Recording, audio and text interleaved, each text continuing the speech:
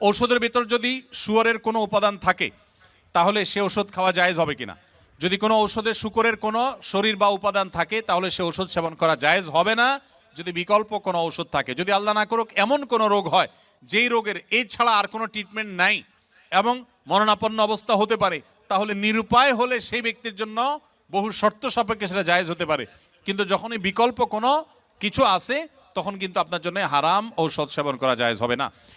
সময়ের অভাবে জুমার নামাজ 2 রাকাত পড়লে নামাজ হবে কিনা?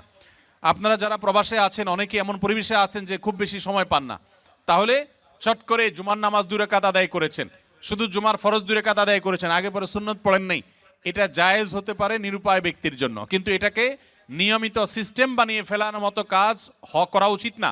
হ্যাঁ, যদি এমন হয় যে আপনার আসলে কিছুই করার নাই, বাধ্য হয়ে অনেকটা নিরুপায় হয়ে আপনাকে এটা করতে হয়, তাহলে আপনি শুধু 2 রাকাত পড়লেও ওয়াক্তের ফরজ আদায় করেছেন, এটুকু তো অবশ্যই